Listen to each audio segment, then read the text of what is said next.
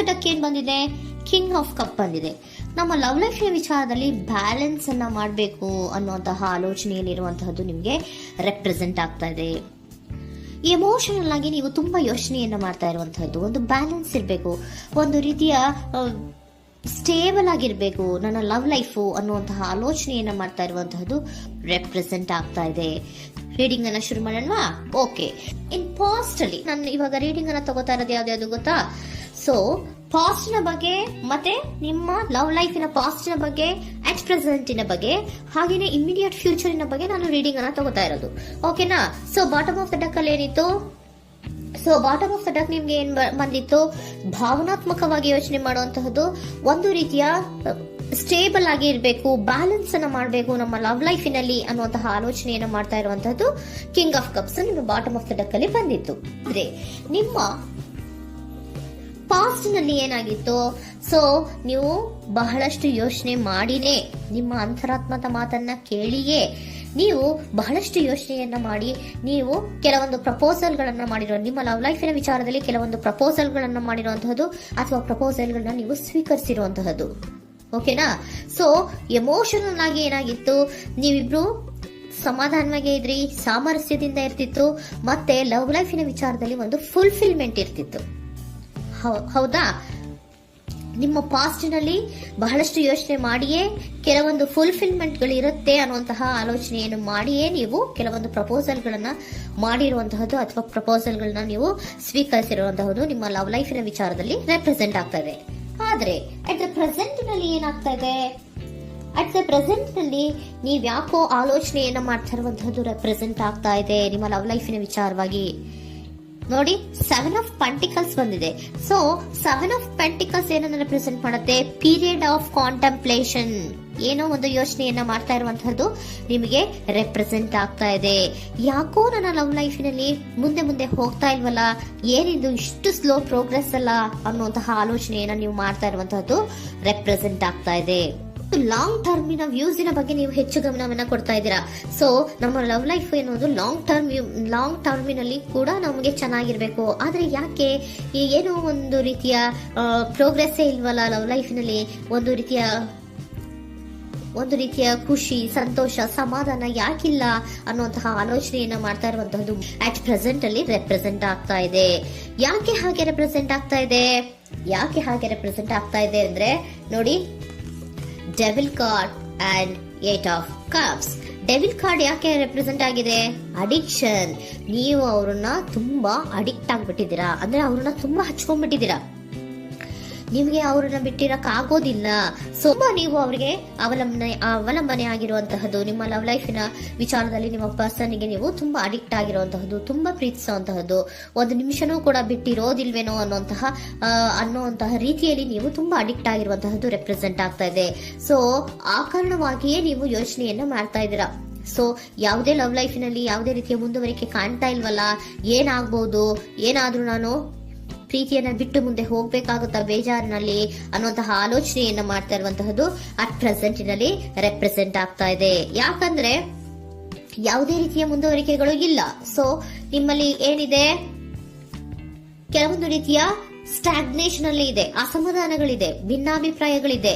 ಯಾವುದೇ ರೀತಿಯ ಲವ್ ಲೈಫಿನಲ್ಲಿ ಒಂದು ರೀತಿಯ ಖುಷಿ ಅನ್ನೋದು ಅಟ್ ಪ್ರೆಸೆಂಟ್ ಅಲ್ಲಿ ನಿಮ್ಗೆ ಕಾಣ್ತಾ ಇಲ್ಲ. ಆದ್ರೆ ಯೋಚನೆ ಅಂತೂ ಮಾಡ್ತಾ ಇದ್ದೀರಾ. ಅಡಿಕ್ಷನ್ಸ್ ಇದೆ ಅಲ್ವಾ?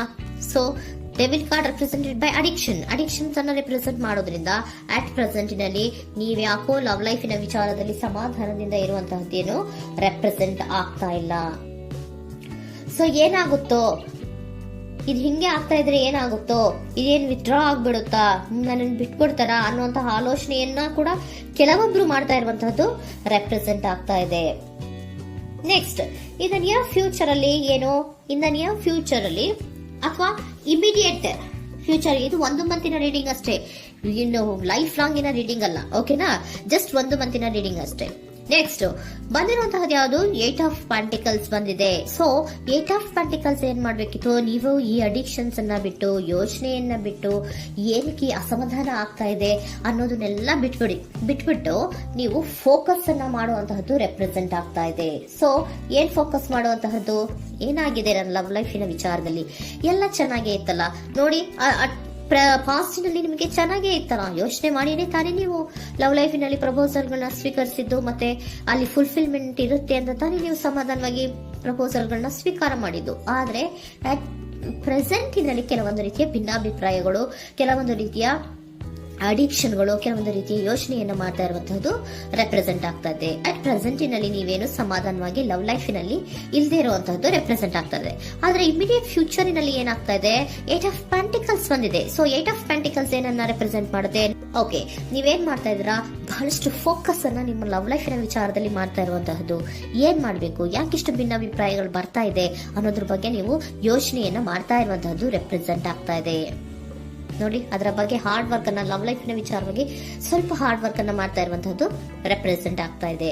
ಸೊ ಬಹಳಷ್ಟು ಕಮಿಟ್ಮೆಂಟ್ ಅನ್ನ ಇಟ್ಕೊಂಡು ಇದನ್ನ ನಾನು ಸರಿ ಮಾಡ್ಕೊಳ್ಳೇಬೇಕು ಅನ್ನುವಂತಹ ಆಲೋಚನೆಯನ್ನ ಮಾಡ್ತಾ ಇರುವಂತದ್ದು. ಸರಿ ಆಗ್ಲೇಬೇಕು, ಈ ಎಲ್ಲಾ ರೀತಿಯ ಅಸಮಾಧಾನಗಳಿಂದ ನಾನು ಆಚೆ ಬರಬೇಕು, ಸಮಾಧಾನವಾಗಿರ್ಬೇಕು, ಬ್ಯಾಲೆನ್ಸ್ ಅನ್ನ ಮಾಡಬೇಕು ಅನ್ನೋದನ್ನ ನೀವು ಇಟ್ಕೊಂಡು ನೀವು ಹಾರ್ಡ್ ವರ್ಕ್ ಅನ್ನ ನಿಮ್ ಲವ್ ಲೈಫಿನ ವಿಚಾರದಲ್ಲಿ ಮಾಡ್ತಾ ಇರುವಂತದ್ದು ರೆಪ್ರೆಸೆಂಟ್ ಆಗ್ತಾ ಇದೆ. ನೆಕ್ಸ್ಟ್ ಕಾರ್ಡ್ ಕೂಡ ನಿಮ್ಗೆ ಕಿಂಗ್ ಆಫ್ ಸೋರ್ಟ್ಸ್ ಬಂದಿದೆ. ಸೊ ಕಿಂಗ್ ಆಫ್ ಸೋರ್ಟ್ಸ್ ಏನನ್ನ ರೆಪ್ರೆಸೆಂಟ್ ಮಾಡುತ್ತೆ? ಸ್ಪಷ್ಟವಾಗಿ ಥಿಂಕ್ ಅನ್ನ ಮಾಡ್ತಾ ಇದ್ದೀರಾ. ನಮ್ಮ ಲವ್ ಲೈಫಿನ ವಿಚಾರದಲ್ಲಿ ಯಾಕೆ ಅಸಮಾಧಾನ ಬರ್ತಾ ಇದೆ, ಯಾಕೆ ಭಿನ್ನಾಭಿಪ್ರಾಯ ಬರ್ತಾ ಇದೆ, ನಾನಂತೂ ಅವ್ರನ್ನ ಬಿಟ್ಟಿರಕ್ಕಾಗಲ್ಲ. ಸೊ ನಾನೇನ್ ಮಾಡ್ಬೇಕು, ಇದನ್ನೆಲ್ಲ ಕೂಡ ಬ್ಯಾಲೆನ್ಸ್ ಅನ್ನ ಮಾಡ್ಬೇಕು. ಅದಕ್ಕೆ ನಾನು ಏನ್ ಮಾಡ್ಬೇಕು, ಫೋಕಸ್ ಅನ್ನ ಮಾಡ್ಬೇಕು. ಫೋಕಸ್ ಅನ್ನ ಮಾಡಿ ಅಲ್ಲಿ ನೀವು ಕರೆಕ್ಟ್ ಆಗಿ ಕ್ಲಿಯರ್ ಥಿಂಕಿಂಗ್ ಅನ್ನ ಮಾಡಿ, ಒಂದು ಸ್ಟ್ರಾಂಗ್ ವಿಲ್ ಪವರ್ ಅನ್ನ ಇಟ್ಕೊಂಡು ನೀವು ಮೆಚ್ಯೂರ್ ಆಗಿ ಥಿಂಕ್ ಮಾಡಿ ಕೆಲವೊಂದು ರೀತಿಯ ನಿರ್ಧಾರಗಳನ್ನ ಮಾಡುವಂತಹದ್ದು ರೆಪ್ರೆಸೆಂಟ್ ಆಗ್ತದೆ. ನೋಡಿ, ಸ್ಟ್ರಾಂಗ್ ಆಗಿ ಒಂದು ವಿಲ್ ಪವರ್ ಅನ್ನ ಇಟ್ಕೊಂಡು ಫೋಕಸ್ ಅನ್ನ ಮಾಡಿ ನೀವು ನಿಮ್ಮ ಲವ್ ಲೈಫಿನ ವಿಚಾರದಲ್ಲಿ ಬಹಳಷ್ಟು ಧೈರ್ಯದಿಂದ ನಿಮ್ಮ ಲವ್ ಲೈಫಿನ ವಿಚಾರವನ್ನ ಅಥವಾ ಲವ್ ಅನ್ನ ನೀವು ಬ್ಯಾಲೆನ್ಸ್ ಅನ್ನ ಮಾಡುವಂತಹದ್ದು ರೆಪ್ರೆಸೆಂಟ್ ಆಗ್ತಾ ಇದೆ. ಈಗ ಅಟ್ ಪ್ರೆಸೆಂಟ್ ಅಲ್ಲಿ ನಿಮಗೆ ಬೇಜಾರಿರಬಹುದು, ನಿಧಾನಗಳಿರಬಹುದು, ಆದ್ರೆ ಇನ್ ನೆಕ್ಸ್ಟ್ ನಿಂದ ನಿಯರ್ ಫ್ಯೂಚರ್ ಅಲ್ಲಿ ನೀವು ಅದನ್ನ ಫೋಕಸ್ ಮಾಡುವಂತಹದ್ದು, ಅದರ ಕಡೆಗೆ ಹೆಚ್ಚು ಗಮನವನ್ನ ಕೊಡೋದು, ಕ್ಲಾರಿಟಿಯ ಥಿಂಕಿಂಗ್ ಅನ್ನ ಮಾಡುವಂತಹದ್ದು, ಕ್ಲಿಯರ್ ಆಗಿ ಥಿಂಕಿಂಗ್ ಅನ್ನ ಮಾಡೋದು, ಕ್ಲಾರಿಟಿಗೆ ಬರುವಂತಹದ್ದು, ಧೈರ್ಯವಾಗಿ ಮುಂದೆ ಹೋಗುವಂತಹದ್ದು ನಿಮ್ಗೆ ರೆಪ್ರೆಸೆಂಟ್ ಆಗ್ತಾ ಇದೆ. ಅದೇ ನಿಮಗೆ ಬಾಟಮ್ ಆಫ್ ದ ಡಕ್ ಬಂದಿರುವಂತಹದ್ದು ಕಣ್ರಿ, ಕಿಂಗ್ ಆಫ್ ಕಪ್ಸ್ ಬಂದಿದೆ. ಸೊ ಕಿಂಗ್ ಆಫ್ ಕಪ್ಸ್ ಏನು, ನೀವು ಭಾವನಾತ್ಮಕವಾಗಿ ಯೋಚನೆ ಮಾಡ್ತಿದ್ದೀರಾ, ನಿಮ್ಮ ಲವ್ ಲೈಫಿನ ವಿಚಾರದಲ್ಲಿ ಒಂದು ಬ್ಯಾಲೆನ್ಸ್ ಅನ್ನ ಮಾಡಬೇಕು ಅನ್ನುವಂತಹ ಆಲೋಚನೆಯನ್ನ ಮಾಡ್ತಾ ಇರುವಂತಹದ್ದು. ಓಕೆನಾ? ಹಾಗಿದ್ರೆ ಏಂಜಲ್ ಗೈಡೆನ್ಸ್ ನಿಮ್ಗೆ ಏನ್ ಕೊಡ್ತಾರೆ ಅನ್ನೋದನ್ನ ನೋಡೋಣ. Okay, B assertive, very good, trust. ನೋಡಿ, ದೃಢವಾಗಿ ಇರಿ, ಏನೂ ಆಗಿಲ್ಲ. ನೀವು ಅಷ್ಟೊಂದು ಯೋಚನೆಯನ್ನ ಮಾಡುವಂತಹದ್ದೇನೂ ಆಗಿಲ್ಲ. ಕೆಲವೊಂದು ರೀತಿಯ ವೇರಿಯೇಷನ್ಗಳಾಗಿರುತ್ತೆ. ಸೊ ವೇರಿಯೇಷನ್ಗಳಾಗಿದ್ರು ಕೂಡ ನೀವು ಫೋಕಸ್ ಅನ್ನ ಮಾಡ್ತೀರಾ, ಅದರಲ್ಲಿ ನಿಮ್ಗೇನು ನಷ್ಟ ಏನೂ ಆಗಲ್ಲ, ಅಥವಾ ನೀವು ಏನನ್ನೂ ಕೂಡ ಕಳ್ಕೊಂಡು ನೀವು ಆಚೆ ಬರಲ್ಲ. ಫೋಕಸ್ ಅನ್ನ ಮಾಡಿ ಕರೆಕ್ಟ್ ಆಗಿ ಕ್ಲಿಯರ್ ಥಿಂಕಿಂಗ್ ಅನ್ನ ಮಾಡಿ ನೀವು ಕರೆಕ್ಟ್ ಆಗಿ ಮಾತಾಡ್ಬಿಟ್ರೆ ನಿಮ್ಮ ಲವ್ ಲೈಫಿನಲ್ಲಿ ಬ್ಯಾಲೆನ್ಸ್ ಅನ್ನೋದು ಬಂದ್ಬಿಡುತ್ತೆ. ಓಕೆನಾ? ಬಿ ಅಸರ್ಟಿವ್, ದೃಢವಾಗಿರಿ, ಧೈರ್ಯವಾಗಿರಿ, ಟ್ರಸ್ಟ್, ನಂಬಿಕೆಯಿಂದ ಇರಿ, ಏನೂ ಆಗಲ್ಲ. ನೀವು ಅಷ್ಟೊಂದು ಅಸಮಾಧಾನ ಮಾಡ್ಕೊಂಡು ಅಷ್ಟೊಂದು ಬೇಜಾರನ್ನ ಮಾಡ್ಕೊಂಡು ಏನಾಗ್ತಿದೆಯೋ ಅಂತ ಗಾಬರಿ ಪಡುವಂತಹದ್ದೇನೂ ಆಗಿಲ್ಲ. ಸ್ವಲ್ಪ ವೇರಿಯೇಷನ್ಗಳಾಗಿದ್ರು ಕೂಡ ಇನ್ ನಿಯರ್ ಫ್ಯೂಚರ್ ನಲ್ಲಿ ನಿಮಗೆ ಸಮಾಧಾನ ಆಗುತ್ತೆ, ಖುಷಿ ಆಗುತ್ತೆ. ನಿಮ್ ಲವ್ ಲೈಫಿನ ವಿಚಾರದಲ್ಲಿ ಕೆಲವೊಂದು ಬ್ಯಾಲೆನ್ಸ್ ಗಳನ್ನ ಮಾಡ್ತೀರಾ.